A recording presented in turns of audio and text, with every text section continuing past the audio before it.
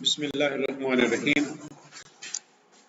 اچھا، آج جو ہم یہاں تھوڑی سی ڈسکشن کرنا چاہ رہے ہیں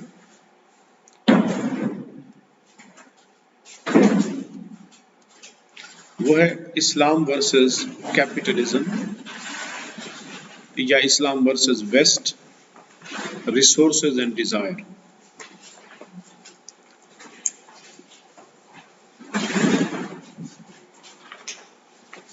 نارملی یہ جو روایتی معیشت ہے جسے ہم کنونشنل اکنامکس کہتے ہیں، وہ اکنامکس جو اس وقت یونیورسٹیوں میں پڑھائی جا رہی ہے،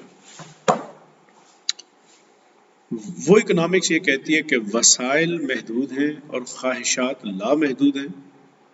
ہمیں وسائل کو اس طرح مینج کرنا ہے کہ ہم جتنی زیادہ سے زیادہ خواہشات ہیں اسے پورا کر سکتے ہیں، اسے پورا کریں۔ انفارچونیٹلی کنونشنل اکنامکس خواہشات پر کوئی پابندی نہیں لگاتی، خواہشات کی تقسیم نہیں کرتی، خواہشات کی کوئی حد بندی نہیں کرتی کہ کون سی جائز خواہشات ہیں، کون سی ناجائز خواہشات ہیں۔ وہ یہ تقسیم کیے بغیر انسان کو کھلی آزادی دیتی ہے کہ وہ اپنی ساری خواہشات کو پورا کرے، خواہ وہ اللہ اور اس کے رسول کی نظر میں حرام ہی کیوں نہ، کیونکہ کنونشنل اکنامکس کی نظر میں مذہب کی کوئی اہمیت نہیں ہے۔ وہاں نفس کی پیروی ہے، جسے اسلام نفس کی پیروی کہتے ہیں، وہاں پہ وہ ڈیزائر ہے، اور اکنامکس کی ڈیفینیشن جو ڈیمانڈ کی ہے وہ ہے ہی یہی کہ جس کے اندر ڈیزائر پائی جاتی ہے۔ اب اکنامکس یہ کہتی ہے کہ وسائل کا بہترین استعمال کیسے ہو سکتا ہے، اس کے لیے اصطلاح استعمال کرتی ہے efficient use of resources۔ اس کے لیے یہ اصطلاح استعمال ہوتی ہے efficient use of resources۔ یہ ہے efficient use of resources، یہ اصطلاح استعمال کی جاتی ہے، یہ تصور، یعنی وسائل کا بہترین استعمال۔ جو ریسورسز اکنامکس میں ہمارے پاس موجود ہیں ان کا بہترین استعمال، اور اس سے مراد کیا ہوتی ہے؟ اس سے مراد یہ ہے کہ آپ وسائل کو اس انداز میں استعمال کریں کہ کوئی بھی وسائل کا یونٹ ضائع نہ ہو، وسائل کا کوئی بھی یونٹ ضائع نہ ہو، تو وہ کہتے ہیں کہ یہ ایفیشینٹ یوز آف ریسورسز ہوگا، اسے کہتے ہیں وہ ایفیشینٹ یوز آف ریسورسز۔ یہ آدمی بڑا ایفیشینٹ ہے، یعنی بڑا ایکٹیو ہے، اس میں سستی نہیں ہے، اس میں کاہلی نہیں ہے، تو ایفیشینٹ کو اس معنی میں استعمال کیا جاتا ہے۔ تو ایفیشینٹ یوز آف ریسورسز۔ اب یہ جو کنونشنل اکنامکس ہے، اس ایفیشینٹ یوز آف ریسورسز کے لیے وہ جب اس کو گراف کی صورت میں لے کے جاتے ہیں تو اس پورے گرافیکل سٹرکچر کو وہ نام دیتے ہیں پروڈکشن پاسبلٹی کرو کا بھی کہتے ہیں، پروڈکشن پاسبلٹی فرنٹیئر کا بھی کہتے ہیں، یعنی پیداواریت کا ایسا امکان کہ جہاں وسائل کا ضیاع نہ ہو، پیداواریت کا ایسا امکان کہ جہاں وسائل کا ضیاع نہ ہو، اسے وہ کہتے ہیں پروڈکشن پاسبلٹی فرنٹیئر۔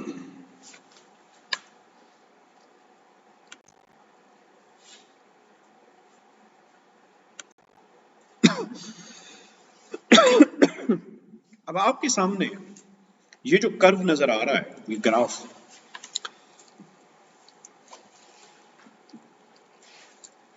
اس کو کہتے ہیں وائی ایکسس۔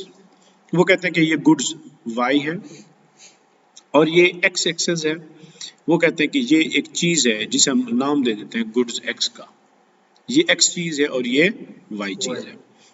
کہتے ہیں کہ آپ جسٹ فرض کریں کہ کسی بھی اکانومی میں، کسی بھی معیشت میں یہی دو چیزیں ہیں جو پروڈیوس ہوتی ہیں۔ مثال کے طور پر کہتے ہیں کہ اگر اکانومی کے سارے وسائل صرف وائی چیز کو پروڈیوس کرنے پہ لگا دیے جائیں تو زیادہ سے زیادہ یہ وہ نقطہ ہے جہاں پر وائی کے ان سارے وسائل کو استعمال کرتے ہوئے وائی کے یونٹ پیدا کیے جا سکتے ہیں. وہ کہتے ہیں کہ وہ یہ حد ہے جہاں تک پیدا کیے جا سکتے ہیں. اب یہ حد لاکھوں میں بھی ہو سکتی ہے، کروڑوں میں بھی ہو سکتی ہے، لیکن ہم نے چونکہ گراف میں شو کرنی ہے تو ہم نے یہاں تک اس کو کہہ دیا. بھئی تمام وسائل کو بروئے کار لایا جائے تو زیادہ سے زیادہ اس وائی چیز کی اتنی تعداد پروڈیوس کی جا سکتی ہے، صرف اکیلے وائی کی. اور ایکس کی، ایکس لیکن جب یہاں پہ وائی ہے تو نیچے آئیں گے تو یہ نقطے پہ یہاں پہ ملتا ہے، تو اس کا مطلب ہے ایکس کی تعداد کتنی ہوگی؟ 0. سارے کے سارے وسائل ہی آپ نے کس پہ لگا دیے؟ وائی پہ لگا دیے. اسی طرح وہ کہتے ہیں کہ یہ جو نقطہ ہے یہ کیا شو کرتا ہے؟ یہ شو کرتا ہے کہ سارے کے سارے وسائل اگر آپ ایکس کو پروڈیوس کرنے میں لگا دیں تو ایکس کی زیادہ سے زیادہ تعداد ان وسائل کو بروئے کار لاتے ہوئے اس نقطے تک پیدا کی جا سکتی ہے. اور یہاں پر وائی چیز کے کتنے یونٹ ہوں گے؟ 0، کیونکہ یہاں پہ آ جائے گا تو وائی کے 0.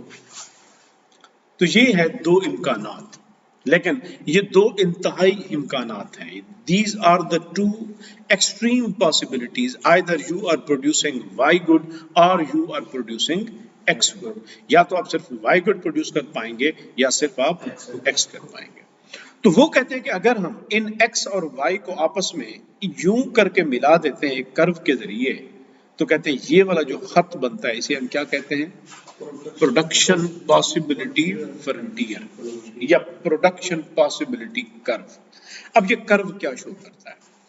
وہ کہتے ہیں کہ یہ دو نقطے تو تھے انتہائیں، بھئی یا ایک یہ چیز پروڈیوس ہو سکتی ہے یا ایکس چیز پروڈیوس ہوتی ہے، وائی 0 ہوگی. لیکن وہ کہتے ہیں یہ جو کرو ہے اس کرو کے جس نقطے پہ بھی آپ کھڑے ہو جائیں دو چیزیں پروڈیوس ہو سکتی ہیں. کتنی چیزیں پروڈیوس ہو سکتی ہیں؟ دو چیزیں پروڈیوس ہو سکتی ہیں. اب اگر مثال کے طور پر ہم اس نقطے کو لے لیتے ہیں، یہیں سے ہم نیچے جب آئیں گے تو کہتے ہیں ایکس کے اتنے یونٹ پروڈیوس ہو جائیں گے، اور اسی نقطے سے جب ہم یہاں پہ کریں گے وائی کے تو کہتے ہیں وائی کے اتنے یونٹ پروڈیوس ہو جائیں گے. بات سمجھ آ گئی آپ کو؟ اسی طرح یہاں پر یہاں پر یہاں پر یہاں پر جس نقطے پہ بھی جائیں گے اس نقطے پہ آپ وسائل کا ضیاع بھی نہیں کر رہے اور دو چیزوں کو آپ پروڈیوس کر پا رہے ہیں.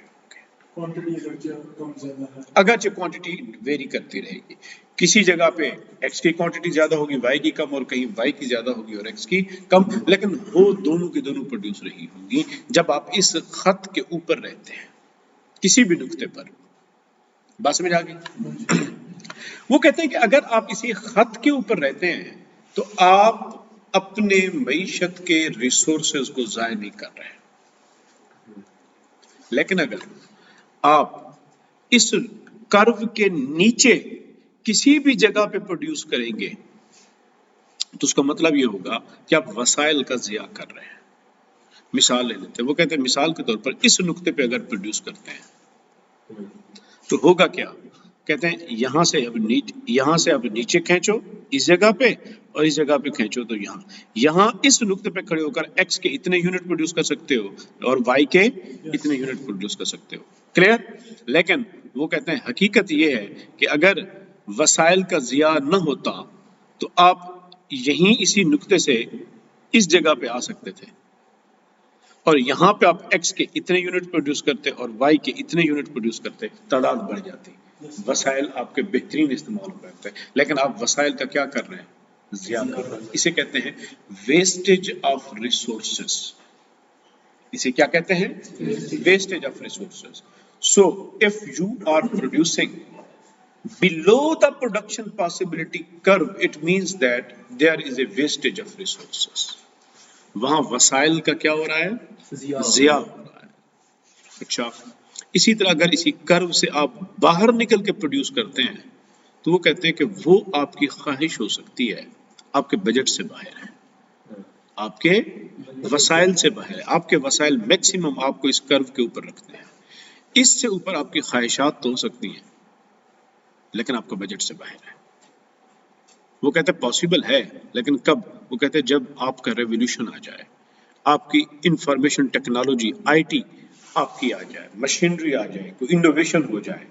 مثال کے طور پر پہلے 10 مزدور کام کرتے تھے، ایکسیویٹر مشین آ گئی تھی تو اس نے کیا کیا، 10 مزدوروں کو ریپلیس کر دیا، ایکسیویٹر مشین نے گھنٹوں میں کام کر دیا جو مزدور دنوں میں کرتے تھے۔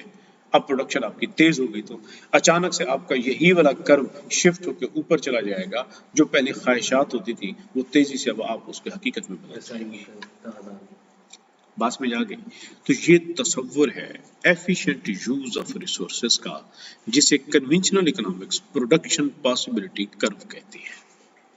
اب کنونشنل اکنامکس کہتی ہے کہ بہترین آئیڈیل سچویشن تو یہ ہے کہ آپ اسی کرو کے اوپر رہ کے پروڈیوس کریں۔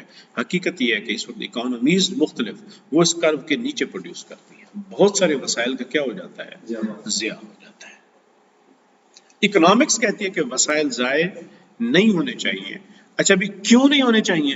وہ کہتے ہیں جب وسائل کا ضیاع کریں گے آپ اپنی خواہشات کو پورا نہیں کر پائیں گے، زیادہ سے زیادہ خواہشات کو، بلکہ کچھ خواہشات کیا ہو جائیں گی، رہ جائیں گے۔ تو اکنامکس بھی کہتی ہے کہ وسائل کا ضیاع نہ ہو، لیکن اس کے اس کہنے کے پیچھے مقصد کیا ہے، خواہشات ہی ہیں کہ تم خواہشات کو پورا نہیں کر پاؤ گے، اور خواہشات تمہاری بہت زیادہ ہیں، لہٰذا ریسورسز محدود ہیں، اس لیے بہترین استعمال کرو تاکہ تمہاری خواہشات زیادہ سے زیادہ پیدا ہو۔ تو گویا کیپٹلزم اکنامکس کا جو بنیادی قبلہ ہے وہ ہے خواہشات۔ اسلام بھی یہی کہتا ہے کہ بھی وسائل کو بہترین استعمال کرو تاکہ وسائل کا ضیاع نہ ہو، لیکن اسلام جو چاہتا ہے کہ وسائل کا ضیاع نہ ہو، اس کے پیچھے آبجیکٹو کیا ہے؟ اس کے پیچھے آبجیکٹو خواہشات نہیں ہے، اس کے پیچھے مقصد کیا ہے؟ اس کے پیچھے مقصد یہ ہے کہ بھئی تم وسائل کے مالک نہیں ہو، تم وسائل کے مالک نہیں ہو، تم وسائل کے امین ہو، تم وسائل پہ امین ہو۔ ملکیت کی ہے، کس کی ہے؟ قرآن مجید کہتا ہے للہ ما فی السماوات و ما فی الارض، اللہ ہی کی ملکیت ہے جو کچھ آسمانوں اور زمینوں میں ہے۔ قرآن یہ تصور دیتا ہے، اسلام یہ تصور دیتا ہے بھی وسائل کا مالک اللہ ہے، تمہیں جو وسائل کا اللہ تعالیٰ نے تمہیں حوالے کیے ہیں وہ وسائل ایز اے ٹرسٹی تمہیں دیے ہیں، امین کے طور پہ دیے ہیں، تم استعمال کرو۔ تمہاری اگر ضرورت پوری ہو گئی ہے تو تم اب ان وسائل کو ضائع نہیں کر سکتے، تم آگے پاس آن کرو۔ بات سمجھ آ گئی؟ تو اسلام بھی کہتا ہے کہ وسائل کا ضیاع نہ ہو، تم بہترین سے بہترین انداز میں پروڈکشن پاسبلٹی کرو کے اوپر ہی اس کو آپریٹ کرو۔ کیوں؟ تاکہ جتنی زیادہ انسانوں کی ضروریات کو پورا کیا جا سکتا ہو پورا کیا جائے، ضائع نہ ہو، کیونکہ اگر ضیاع ہوا تو اللہ ناراض ہو جائے گا، خدا اور ناراضگی آ جائے گی اور پھر بے برکتی آ جائے گی۔ اللہ پھر جو اللہ کی نعمت کی ناقدری کرتا ہے پھر اللہ تعالیٰ کیا کرتا ہے؟ نعمتیں ان سے چھین لیتا ہے۔ یہاں یہ تصور ہے، اس تصور میں خواہشات ہیں، وہاں آخرت کا تصور نہیں ہے۔ اس اسلام کے تصور میں کیا ہے؟ آخرت کا تصور ہے کہ انسان اگر اس کو ضائع کرو گے تو پھر ڈے آف ججمنٹ میں تم سے تمہارے وسائل کے بارے میں پوچھا جائے گا کہ تم سے جو وسائل تمہیں ہم نے ودیعت کیے تھے تم نے ان وسائل کا کیا کیا۔ اچھا، وہاں وسائل کنونشنل اکنامکس ڈراتی ہے انسان کو، بھئی وسائل کم ہیں، تھوڑے ہیں، خواہشات زیادہ ہیں۔ اسلام کیا کہتا ہے؟ اسلام کہتا ہے کمی ہے ہی نہیں، اللہ تعالیٰ نے تمہیں اتنا دے دیا ہے، اتنا دے دیا ہے کہ وہ تو تم اللہ کی عطا میں کوئی کمی نہیں ہے۔ وہاں تو وسائل کی بہتات کا تصور ہے، لیکن ساتھ ہی اسلام وسائل کی بہتات کا تصور بھی دیتا ہے لیکن خواہشات کو لامحدود نہیں چھوڑتا، خواہشات کی تقسیم کر دیتا ہے کہ اسلام کہتا ہے کہ ایک تو ناجائز خواہشات ہیں اور کچھ کیا ہیں؟ جائز خواہشات ہیں۔ ناجائز خواہشات پہ انسان کو اختیار ہی نہیں دیا اور کہا کہ یہ حرام ہے، تم اس کی طرف سوچ ہی نہیں سکتے، تو وہاں تو پروڈکشن ہی نہیں ہوگی، وسائل کا استعمال ان ناجائز خواہشات پہ نہیں ہوگا۔ اگر کوئی کرے گا تو پھر اللہ کے خلاف بغاوت کرے گا۔ ایک تو بات یہ ہوگی۔ اچھا بھی اب آ جاؤ تمہارے جائز خواہشات۔ جائز خواہشات میں بھی قرآن مجید کیا کہہ رہا ہے؟ اللہ تعالیٰ فرماتا ہے اے بندے کہ ایک تیری خواہش ہے اور ایک میری خواہش ہے، ملا دے اپنی خواہش کو اس میں جو میری خواہش ہے تو تجھے عطا کر دوں گا وہ جو تیری خواہش ہے، اور اگر تم نے نہ ملایا اپنی خواہش کو اس میں جو میری خواہش ہے تو تجھے گردان کر دوں گا اس میں جو تیری خواہش ہے، بالآخر ہوگا وہی جو میری خواہش ہے۔ تو گویا جو جائز خواہشات ہیں اس میں بھی اللہ اپنے بلیور کو کیا کہہ رہا ہے کہ بندے یا اپنی خواہشات کا انتخاب کر یا میرا انتخاب کر۔ جائز خواہشات میں جب جائز خواہشات میں بھی یہ بات آ جائے تو اس کا مطلب ہے بہت ساری خواہشات تو ویسے ہی نکل گئی. جب خواہشات ضرورت کی حد تک بچ جائیں، خواہشات ضرورت کی، لگژریت بات ہی ختم ہوگی نا، لگژریس کی ضرورت اور حاجت تک رہ جائیں اور وسائل کی بہتات کا ویسے ہی تصور ہو، تو مجھے بتائیں کیا ریسورسز میں سکارسٹی کا خوف ہمیں ہوگا؟ کبھی بھی خوف نہیں ہوگا. اسلام یہ تصور دیتا ہے. ایک علاقے میں قحط پڑ گیا، لوگ بھوکے مر رہے تھے، ایک غلام تھا، تو وہ غلام گنگناتا ہوا خوشی سے کودتا اچھلتا ہوا گلی میں سے گزر رہا تھا. بندے نے اس نے کہا تجھے شرم نہیں آتی؟ لوگوں کے چہرے مرجھائے ہوئے ہیں بھوک سے، پیاس سے، افلاس سے، اور تجھے گنگنانے کی سوجی ہوئی ہے. تو وہ غلام تھا کسی کا. اس نے کہا کہ دیکھو بھائی، میں تو ہوں غلام، اور جو میرا مالک ہے نا وہ اس شہر کا سب سے امیر آدمی ہے، اس کے گودام بھرے پڑے ہیں، تو مجھے تو بھوک اور افلاس کا ڈر ہی نہیں ہے، تو میں کس لیے کروں؟ تو بندہ وہ جس نے اس سے پوچھا تھا نا، وہ چیخ ماری، بے ہوش ہو گیا. اور اس کے بعد جب اسے ہوش آیا تو اسے کہا کیا ہوا تھا؟ اس نے کہا وہ غلام جس کا مالک اس شہر کا امیر آدمی ہے، اسے کسی چیز کی پریشانی نہیں تھی وسائل کی، میرا مالک تو کائنات کا مالک ہے، پھر میں کیوں پریشان بیٹھا ہوں کہ وہ میرے وسائل کے جو ہے وہ اختتام ہو جائے گا اور میری موت آ جائے گی. مجھے اپنے رب پہ توکل ہی نہیں رہا. اسلام توکل علی اللہ کا سبق دیتا ہے. اسلام وسائل کے اندر کس کا درس دیتا ہے؟ اللہ کا درس دیتا ہے. بھئی مقصود حیات اللہ اور اس کا رسول ہے، جبکہ کیپٹلزم اکنامکس کے اندر مقصود حیات خواہشات ہے. اسی وجہ سے ہر مشکل کے اندر کیپٹلزم میں انسان کے حوصلے جواب دے جاتے ہیں اور خودکشی کی طرف وہ چلا جاتا ہے. اور اسلام کی طرف جب جس کے عقیدے ہوں، وہاں جب مشکلات آتی ہیں تو بندہ اپنے رب کی طرف لوٹتا ہے. قرآن مجید کہتا ہے کہ بندے پہ جب بھی مصیبت آتی ہے، مشکلات آتی ہے، تو کیا کہہ اٹھتا ہے؟ قالوا انا للہ و انا الیہ راجعون. وہ یہ کہہ اٹھتا ہے، اس کو تو پرابلم ہی نہیں ہے، وہ تو حالات کے سامنے ڈرتا ہی نہیں ہے، اس کو تو مزید قوت ملتی ہے. تو اسلام وسائل کے استعمال کے بارے میں یہ تصور ہے. تو یہ ہیں دو بنیادی طور پر اپوزٹ تصورات مغرب کے اور اسلام کے، اس سودی معیشت کے اور اسلامی معیشت کے. ہم ذرا آج جو آپ کے ساتھ ڈسکشن کرنی تھی میں نے، وہ ڈسکشن ہے. ہم ذرا اس کو دیکھنا چاہتے ہیں کہ بھئی اسلامک اکنامکس اور کنونشنل اکنامکس اس تصور کو کس طرح دیکھتی ہے. لیٹس ناظرین یہاں پہ ہم ریڈ کرتے ہیں. A production possibility frontier shows the maximum possible output combination of two goods or services an economy can achieve when all resources are fully and efficiently employed. یعنی کہ ایک اکانومی میں میکسیمم یہ دو گڈز ہے اگر produce ہو سکتے ہیں، تمام وسائل کو بروئے کار لایا جائے. Conventional economics provides general principles about how choices are made in the world of scarcity. وہ کہتا ہے کہ یہ جو سودی اکنامکس ہے آپ کو یہ بتا رہی ہے کہ اس دنیا کے اندر، ایسی دنیا میں جہاں وسائل کم ہیں، سکارسٹی آف ریسورسز ہے، وسائل کم ہیں، وہاں پر اپنی خواہشات کو کتنا سے آپ اپنی چوائسز بنا سکتے ہیں کہ مجھے کیا لینا ہے اور کتنا لینا ہے. It forms foundation of neoclassical economics which calls for the efficient allocation of resources. Neoclassical بنیادی طور پر neoclassical، اس کو کیا بولتے ہیں؟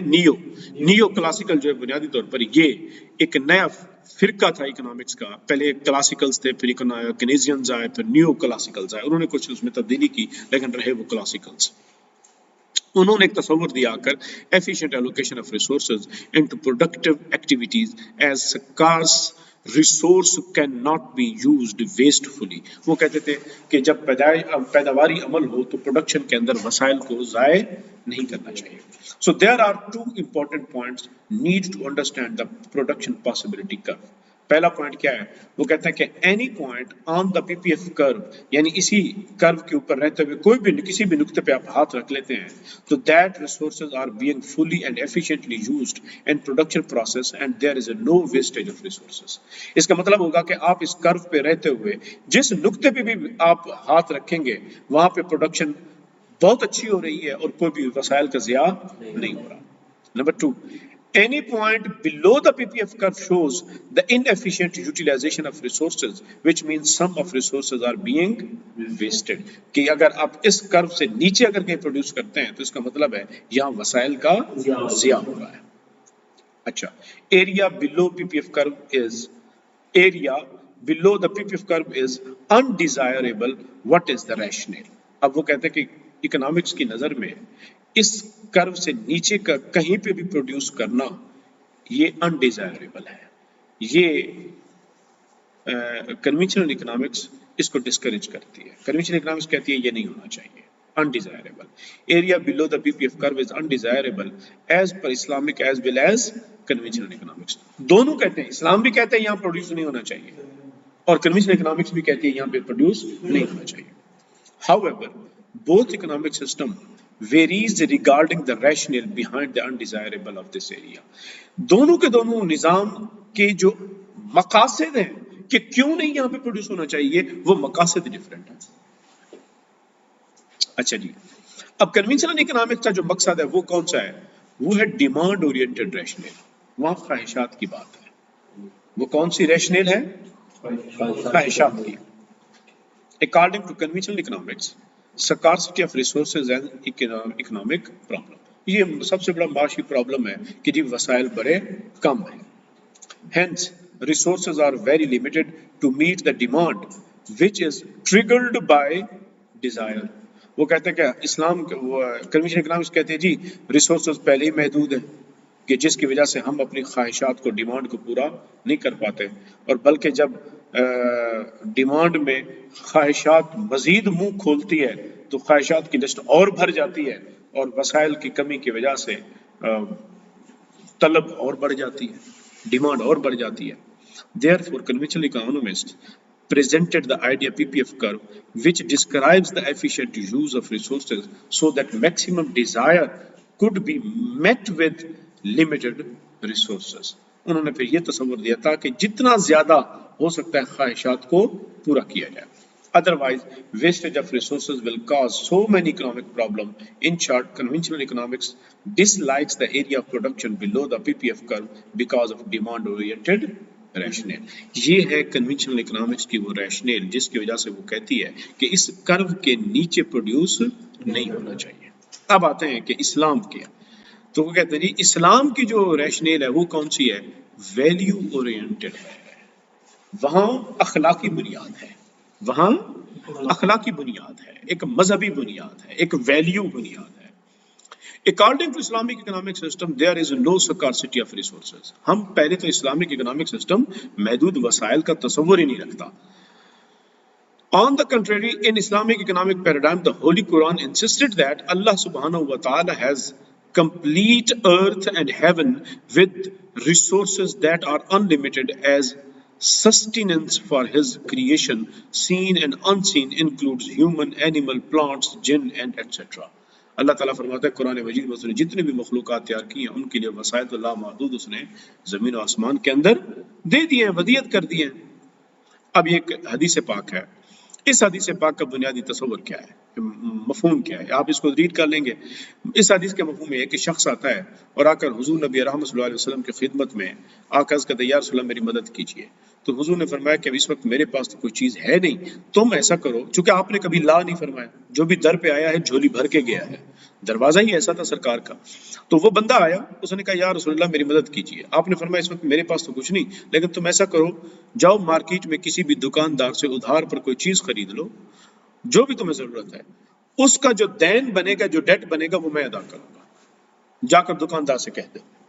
तो हजरत उमर साथ बैठे थे, तो उन्होंने कहा या रसूल अल्लाह आपके पास अगर कुछ होता तो आप इनायत फरमा देते, अल्लाह ताला ने आपको इससे ज्यादा का मुकल्लफ तो नहीं बनाया, फिर आप उसको क्यों होते इस तरह आप अपनी जिम्मेदारी ले रहे हैं.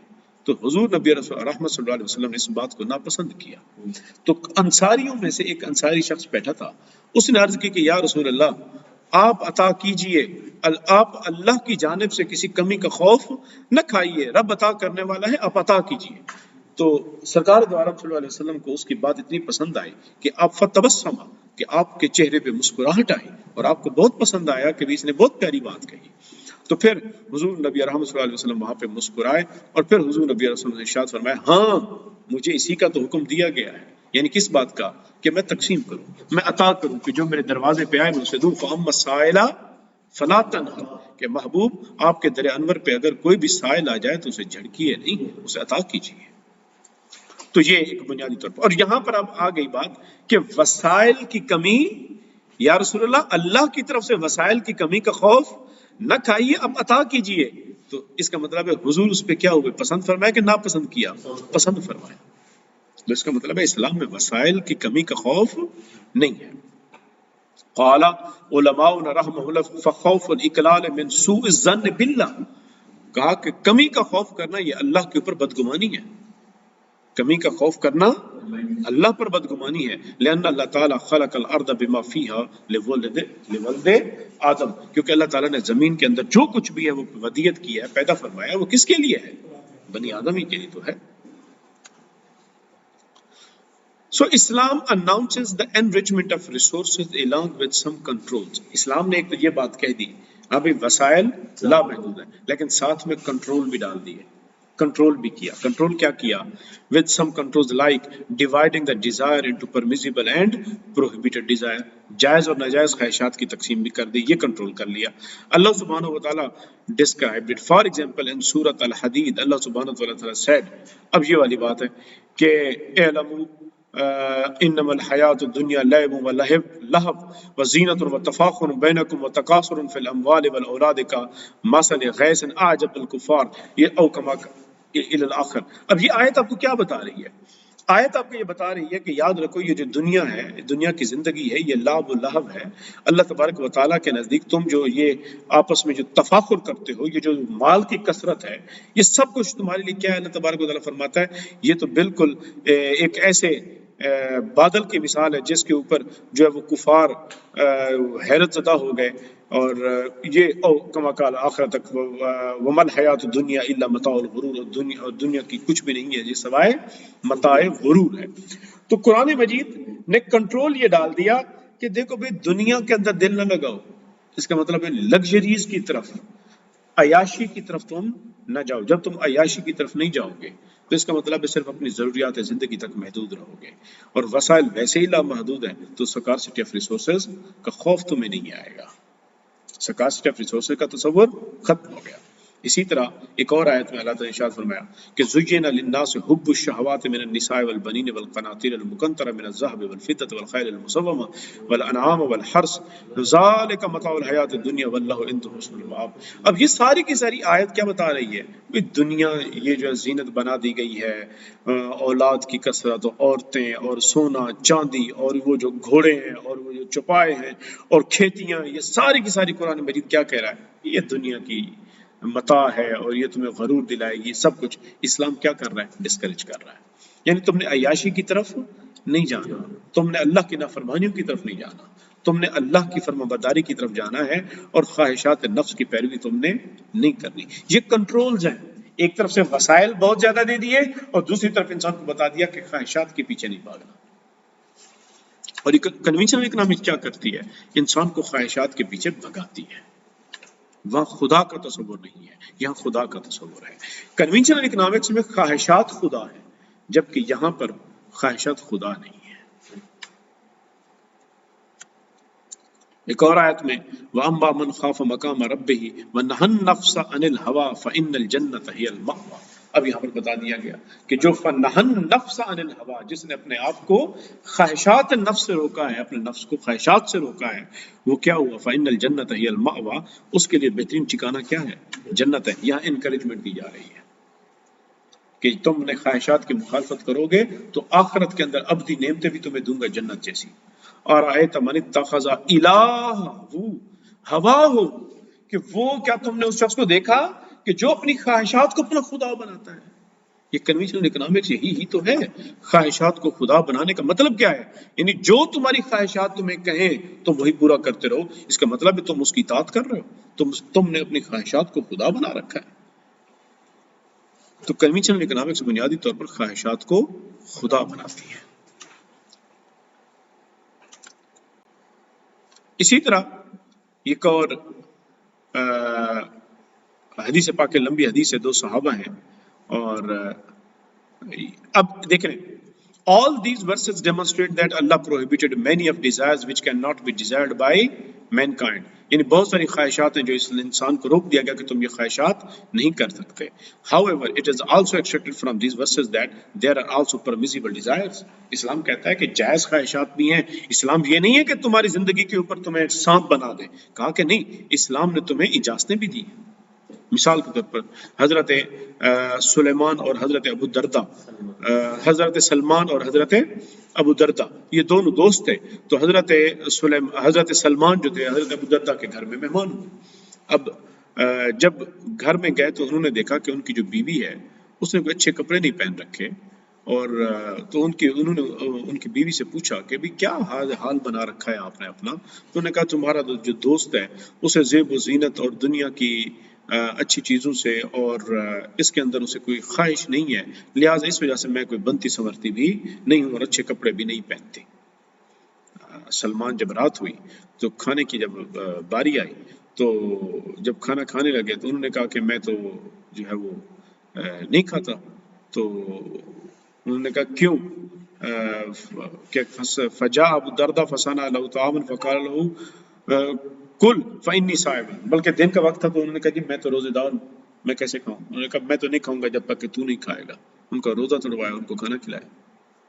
اچھا جب رات کا وقت آیا تو رات کے وقت حضرت کیا کہتے ہیں کہ جاؤ جی نماز پڑھیں. انہوں نے کہا جی تم نماز پڑھ کے سو جاؤ، میں تو رات کو عبادت کروں گا. انہوں نے کہا نہیں، میں سوؤں گا نہیں جب تک کہ تو نہیں سوئے گا. ان کو سلایا. ان کو جب سلایا تو تہجد کا وقت ہوا تو تہجد کے وقت ان کو بھی اٹھایا کہ اب اٹھو. پھر جب صبح ہوئی تو صبح کے وقت پھر حضرت سلمان ابو دردہ سے کہا کہ دیکھو ابو دردہ، اللہ تبارک و تعالیٰ نے اگر تمہیں جسم دیا ہے تو تمہارے جسم کا بھی تم پر حق ہے، تمہاری بیوی کا بھی تم پر حق ہے. یہ نہیں ہے کہ تم دنیا سے اس طرح روٹ جاؤ کہ تم اللہ کی نعمتوں کو بھی اپنے اوپر حرام کر کے بیٹھ جاؤ. یہ بات جب انہوں نے کہی تو جب پھر حضور نبی رحمۃ اللہ علیہ وسلم کی خدمت میں حاضر ہوئے، ماجرا سنایا تو حضور صلی اللہ علیہ وسلم نے فرمایا کہ سلمان نے جو کہا ٹھیک کہا. یعنی اسلام ان کو یہ بتا رہا ہے بھئی کھاؤ پیو. تم سے کسی نے کہا کہ روزانہ تم روزے رکھو، تم کھاؤ پیو. اللہ تعالیٰ نے تمہارے لیے حلال کیا ہے، جو ضروریات ہے تمہاری زندگی اس کے اندر آؤ. یہ نہیں اپنے اوپر اللہ کی اگر تم نے نعمت دی ہے تمہیں تو تم نعمت کا اظہار اپنے جسم پر بھی کرو، اچھے کپڑے پہنو، اچھا لباس پہنو. وہ اور بات ہے، خواہشات کے پیچھے بھاگنا اور بات ہے، لیکن اپنے ساتھ اللہ تعالیٰ کی نعمتوں کے ساتھ نعمتوں کا اپنے ساتھ اظہار کرنا یہ اور تصور ہے. بات سمجھ آ گئی؟ تو اسلام اس کا مطلب ہے کہ دنیا سے وہ نفرت نہیں سکھاتا جو عیسائیت یا دیگر یہود و نصارہ نے کی تھی کہ بھی دنیا سے بالکل نفرت کر کے سادھو بن کے بیٹھ جاؤ. اسلام نے وہ تصور بھی نہیں دیا. So these texts from Quran and Sunnah reveals where Islam announces enrichment of the resources, it also protects them through the strong controls of prohibition and permission of desire. خواہشات کے جائز و ناجائز کے ذریعے وہ کنٹرول بھی کرتا ہے جہاں اسلام یہ بات کرتا ہے. سیکنڈلی اسلام پروٹیکٹس ریسورسز. اب اسلام وسائل کو کیا کرتا ہے؟ تحفظ بھی دیتا ہے. کیسے؟ بائی پریونٹنگ دیئر ویسٹیج، ان کے ضیاع سے روک رکھتا ہے. In Islamic paradigm mankind is vicegerent. اللہ تعالیٰ کا وہ کیا ہے؟ زمین پر نائب ہے. ہی از not owner but trustee of Allah. Hence it is obligatory upon mankind to utilize the resources in capacity of trustee who is not allowed to waste the trust, as the Holy Prophet sallallahu alaihi wasallam said that. وہ مشہور حدیث ہے کہ تم میں سے ہر ایک چرواہا ہے اور ہر ایک سے اس کی رعیت کے بارے میں پوچھا جائے گا. امیر سے جو شخص لوگوں کے اوپر امیر تھا اس کی رعیت کے بارے میں پوچھا جائے گا. جو شخص گھر کا سربراہ ہے اس کے اپنے اہل و عیال کے بارے میں پوچھا جائے گا. تو اسی طرح یہ ساری لمبی حدیث ہے جو حضور نبی رحمۃ اللہ علیہ وسلم نے ارشاد فرمائی. In the Holy Quran, Allah Almighty has said that Ya bani Adam khudhu zinatakum inda kulli masjidin wa kulu washrabu wa la tusrifu innahu la yuhibbul musrifin. کہ اے بنی آدم تم مسجدوں کے نزدیک تم کیا کرو؟ اپنی زینت کو لازم پکڑو، کھاؤ پیو، لیکن کیا نہ کرو؟ فضول خرچی نہ کرو. یہ ہے وہ ویسٹیج آف ریسورسز جو اسلام کہہ رہا ہے کہ تم ضیاع نہ کرو، اسراف نہ کرو، حد سے نہ بڑھو، میانہ روی اختیار کرو. وَإِذْ تَأَذَّنَ رَبُّكُمْ لَإِن شَكَرْتُمْ لَأَزِيدَنَّكُمْ لَإِن كَفَرْتُمْ ان عذابی لشد کہ اب یہاں پر بتایا جا رہا ہے کہ اللہ تعالیٰ یہ بھی فرماتا ہے کہ میں جب تمہیں کوئی چیز دیتا ہوں تم اس کا شکر گزار ہو، تم شکر گزاری کرو گے تو کیا دوں گا تمہیں؟ زیادہ نعمتیں دوں گا، اور اگر تم کیا کرو گے؟ کفر کرو گے تو یاد رکھو، انکار کرو گے تو پھر میری پکڑ تمہارے اوپر بڑی شدید ہے۔ اب وہ پکڑ کس انداز میں بھی ہوتی ہے؟ آخرت میں بھی ہوگی۔ اللہ اپنی نعمتیں چھین لیتا ہے، اللہ اپنی نعمتیں چھین لیتا ہے، محروم کر دیتا ہے۔ اب اس ساری بحث کا جو سمری ہے وہ کیا ہے؟ وہ کہتے ہیں گیون دا سکارسٹی آف ریسورسز، اگر وہ کہتے ہیں فرض کرتا ہے کہ بھی کنونشنل اکنامکس جو ہے ہمارے وسائل محدود ہیں، conventional economics emphasize the efficient utilization of resources to meet the demand triggered by the desire, lawful and unlawful. It can be said that objective of efficient utilization of resources is to meet the desire with limited resources. یہ سودی economics ہے جو کہتی ہے کہ خواہشات کو، اچھا given the enrichment of resources، اسلام کیا مفروضہ دیتا ہے؟ اسلام کہتا ہے وسائل بہت زیادہ ہیں، enrichment ہے۔ Islamic economics system make efficient utilization of resources mandatory so that one can be protected from the painful punishment of the day of judgment. اسلام بھی کہتا ہے کہ وسائل کا ضیاع نہ کرو، کیوں نہ کرو؟ تاکہ تمہیں قیامت کے دن کوئی عذاب نہ گھیر لے۔ When one is inquired about the utilization of resources، جب قیامت کے دن بندوں سے وسائل کے بارے میں پوچھا جائے گا، بتاؤ تم نے ان وسائل کا کیا کیا تھا جو ہم نے تمہیں دیے تھے؟ ضائع کیے تھے تو پھر عذاب چکھو، یہ پوچھا جائے گا۔ It can be concluded that objective of the efficient utilization of resources is to obtain the will of Allah, the Almighty, which is obviously constitute the fulfillment of permission desired, based demand, as well as the reward of the heaven in the day of judgment. وہ کہتے ہیں کہ یہ کہا جا سکتا ہے کہ اسلام کے نقطہ نظر کے اندر جو ایفیشینٹ یوٹیلائزیشن آف ریسورسز کا مقصود ہے وہ ہے اللہ کی رضا۔ وہ اس لیے مسلمان efficient of use of resources کر رہا ہے کہ ہمیں اللہ کو راضی کرنا ہے، تاکہ اللہ جب ہم سے پوچھے کہ تم نے میرے وسائل کو کیسے استعمال کیا، ہم جواب دے پائیں کہ مالک تیری رضا کے لیے استعمال کیا تھا، اسی لیے وسائل کا ضیاع ہم نے نہیں کیا۔ تو یہاں مقصود کا فرق ہے، آبجیکٹیوٹی کا فرق ہے۔ اسلام بھی وہی حکم دے رہا ہے جو سودی اکنامکس حکم دے رہی ہے، مگر سودی اکنامکس کا مقصد کیا ہے؟ وہ خواہشات کی تکمیل کا ڈر ہے وہاں پر، اور یہاں اسلام کے اندر اللہ کا خوف دامن کیا۔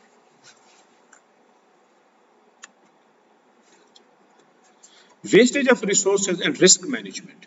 اچھا جی، risk management is closely related to effective and efficient deployment of resources in meeting with the bank's corporate objectives۔ اب صاحب دیکھیں رسک بھی تو ہوتے ہیں، خطرات بھی تو ہوتے ہیں، تو کہتے ہیں inefficiency in resource utilization at any stage and on side will expose the banks to the various risks۔ اگر بینکوں کو دیکھا جائے اپنے وسائل کو وہ اگر بے دردی سے یا بے وقوفانہ انداز میں استعمال کرے گی تو کیا کس چیز کا سامنا ہوگا؟ خطروں کا سامنا ہوگا۔ کس چیز کا سامنا ہوگا؟ خطروں کا سامنا ہوگا۔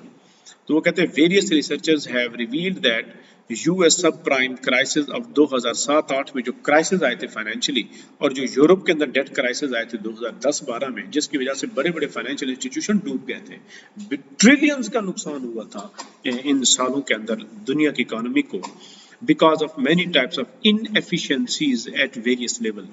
اس کی وجہ کیا تھی؟ وسائل کا ضیاع تھا مختلف سٹیجز کے اوپر۔ کس چیز کا ضیاع تھا؟ وسائل کا ضیاع تھا، inefficient تھا۔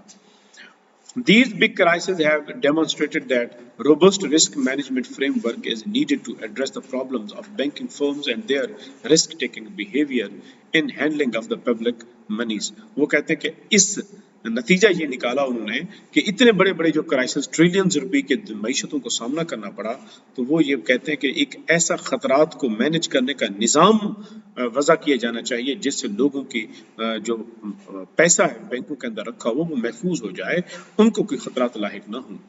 While risk is inherent in all business, managing risk, effective management of the risk is a core competency within a bank۔ اب صاف ظاہر ہے جو رسک ہے وہ تو ہر بزنس کے اندر موجود ہوتا ہے، خطرات نقصان کے بھی ہوتے ہیں اور ڈوبنے کے رہتے ہیں خطرات۔ تو legal maxim with profit come risk, کہ بھی جو پروفٹ ہے وہ کس کے ساتھ آتا ہے؟ وہ تو الغنم بالغرم، تو confirms that business cannot expect to make profit without assuming potential loss or risk.